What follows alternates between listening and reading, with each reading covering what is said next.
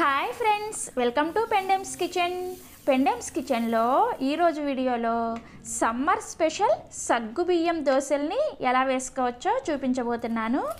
ఈ దోశలు టేస్ట్ అయితే చాలా అంటే చాలా బాగుంటాయి. తప్పకుండా ఒకసారి ట్రై చేసి చూడండి. మీ ఇంట్లో అందరు కూడా చాలా ఇష్టంగా తింటారు. సో ఇక లేట్ చేయకుండా ఈ సగ్గుబియ్యం దోశల్ని ఎలా వేసుకోవచ్చో ఈ వీడియోలోకి వెళ్ళి చూసేయండి. ఈ దోశను ప్రిపేర్ చేసుకోవడానికి ఫస్ట్ ఇలా ఒక గిన్నెని తీసుకొని అందులోకి 1 కప్పు సగ్గుబియ్యాన్ని వేసుకోండి. నేను ఇక్కడ లావుగా ఉండే సగ్గుబియ్యాన్ని వేసుకుంటున్నాను. మీరు కావాలంటే కొద్దిగా సన్నగా ఉంటాయి కదా సగ్గుబియ్యం, చిన్నవి అవైనా సరే వేసుకోవచ్చు. ఏ సగ్గుబియ్యం అయినా సరే 1 కప్పు వేసుకోండి.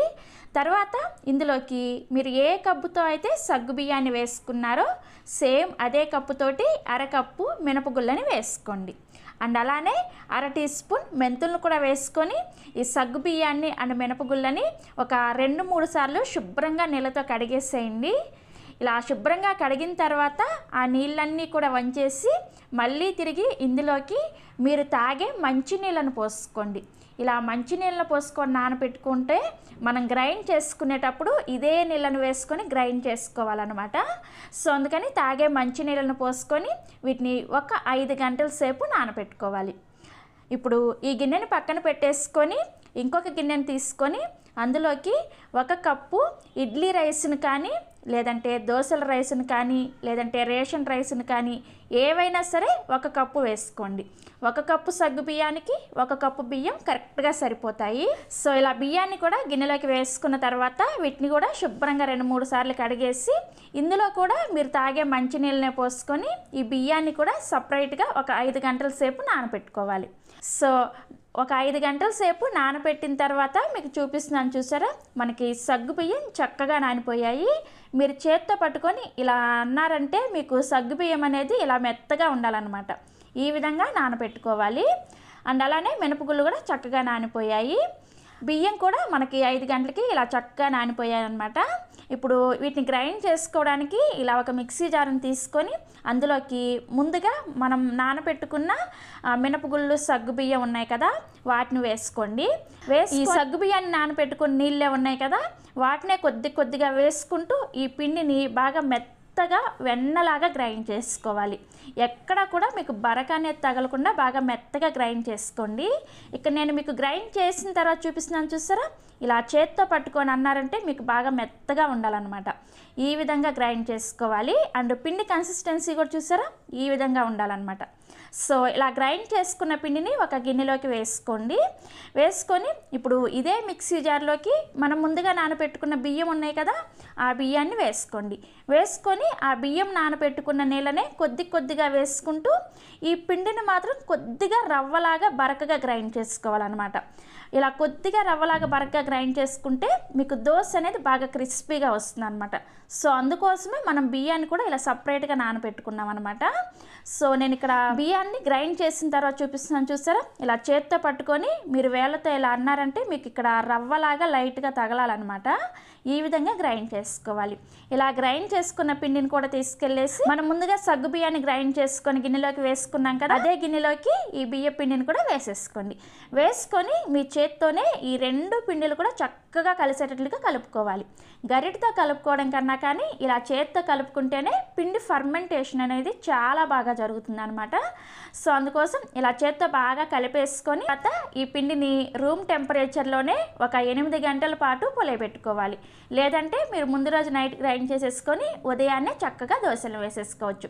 ఈ పిండిని ఫ్రిడ్జ్లో పెట్టకూడదు, రూమ్ టెంపరేచర్లోనే పులియబెట్టుకోండి. సో నేను కూడా ఇక్కడ నైట్ గ్రైండ్ చేసేసుకొని నెక్స్ట్ డే ఉదయాన్నే మీకు చూపిస్తున్నాను చూసారా, మనకి పిండి అనేది ఎంత చక్కగా పొంగిందో. ఇలా పొంగితే మనకి దోశలు అనేది పర్ఫెక్ట్గా వస్తాయి అన్నమాట. సో ఇలా పొంగిన పిండిని ఎలా పడితే అలా కాకుండా చక్కగా నెమ్మదిగా ఒకే డైరెక్షన్లో కలుపుకొని ఈ పిండి అంతా కూడా ఒకేసారి వాడుకోలేం కదా మనం. ఇందులో నుంచి మీకు కావలసినంత పిండిని ఇంకొక గిన్నెలోకి వేసుకోండి. మిగిలిన పిండిని తీసుకెళ్ళి ఫ్రిడ్జ్లో పెట్టుకున్నారంటే చక్కగా 2-3 రోజుల పాటు దోశలు వేసుకోవచ్చు. పిండి ఏమి పాడవదు అనమాట, ఫ్రెష్గానే ఉంటుంది. సో ఇలా కావాల్సినంత పిండిని గిన్నెలోకి తీసుకున్న తర్వాత ఇందులోకి మీ రుచికి సరిపడా ఉప్పుని వేసుకోండి. ఉప్పుని వేసుకొని ఈ ఉప్పు పిండిలో కలిసేటట్లుగా చక్కగా కలిపేసుకోండి. కలుపుకున్న తర్వాత ఇందులో అవసరమైతే కొద్దిగా నీళ్ళను వేసుకొని ఈ పిండిని ఈ వీడియోలో చూపిస్తున్నాను చూసారా, ఈ కన్సిస్టెన్సీలో రెడీ చేసుకోవాలి. సో మనకి దోశల పిండి రెడీ అయిపోయింది. ఇప్పుడు దోశలు వేసుకోవడానికి స్టవ్ ఆన్ చేసి దోశల పెనాన్ని పెట్టుకొని పెనాన్ని మీడియం ఫ్లేమ్లో మీడియంగా వేడి చేసుకోవాలి. పెనం మీడియంగా వేడైన తర్వాత ఇలా కొద్దిగా నీళ్ళని చిలకరించుకొని టిష్యూ పేపర్తో కానీ లేదంటే కాటన్ క్లాత్తో కానీ క్లీన్ చేసేయండి. క్లీన్ చేసిన తర్వాత మంటని లో ఫ్లేమ్లోకి పెట్టుకొని మనం ప్రిపేర్ చేసి పెట్టుకున్న పిండిని ఇలా ఒక గరిటెడు వేసుకొని పల్చగా దోశలాగా స్ప్రెడ్ చేసుకోండి. మీకు ఎంత పల్చగా కావాలంటే అంత పల్చగా ఈ దోశ స్ప్రెడ్ అవుతుంది. దోశ వేసుకోవడం అయిపోయిన వెంటనే మంటని మీడియం ఫ్లేమ్లోకి పెట్టుకొని దోశ పైన పిండంతా కూడా ఉడికే వరకు ఉడికించుకోవాలి. ఇలా దోశ పైన పిండంతా కూడా ఉడికిన తర్వాత దీనిపైనుంచి 1 టీ స్పూన్ నూనెని వేసుకొని ఈ దోశని అన్ని వైపులు కూడా చక్కగా ఎర్రగా కాలే వరకు కాల్చుకోవాలి. ఈ పెనాన్ని అటు ఇటు తిప్పుకుంటూ కాల్చుకున్నారంటే మీకు దోశ అంతా కూడా క్రిస్పీగా ఎర్రగా కాలుతుందనమాట. ఇలా తిప్పుకోకుండా కాల్చుకున్నారంటే మీకు దోశ మధ్యలో ఎర్రగా కాలుతుంది అండ్ అంచులు వచ్చేసి మెత్తగా క్రిస్పీగా రావన్నమాట. సో అందుకని పెనాన్ని ఇలా అటు ఇటు తిప్పుకుంటూ ఈవెన్గా కాల్చుకోవాలి. సో నేను ఇక్కడ దోశ అంతా కూడా చక్కగా ఎర్రగా కాలిన తర్వాత చూపిస్తున్నాను చూసారా, ఇలా కాల్చుకొని మీకు నచ్చిన షేప్లో ఫోల్డ్ చేసుకోవడమే. సో దోశ చూసారా ఎంత క్రిస్పీగా ఎంత కలర్ఫుల్గా ఉందో. ఇదే విధంగా మిగిలిన పిండితో కూడా దోశను వేసుకోవడమే. కాకపోతే ప్రతిసారి కూడా మీరు దోశ వేసే ముందు పెనం మీద కొద్దిగా నీళ్ళని చిలకరించుకొని టిష్యూ పేపర్తో క్లీన్ చేసుకొని అప్పుడు దోశ వేసుకున్నారంటే మీకు అన్ని దోశలు కూడా ఇదే విధంగా క్రిస్పీగా వస్తాయి అన్నమాట.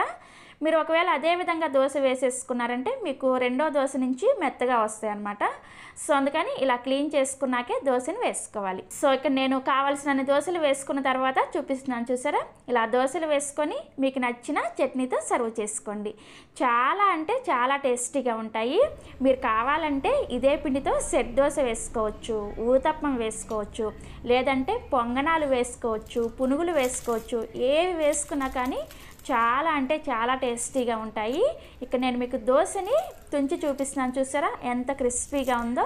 చాలా అంటే చాలా టేస్టీగా ఉంటుంది. తప్పకుండా ట్రై చేయండి.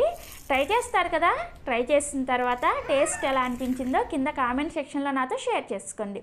అలాగే మరిన్ని ఎమ్మీ అండ్ టేస్టీ రెసిపీస్ కోసం పెండెమ్స్ కిచెన్ని సబ్స్క్రైబ్ చేసుకోండి. Thanks for watching.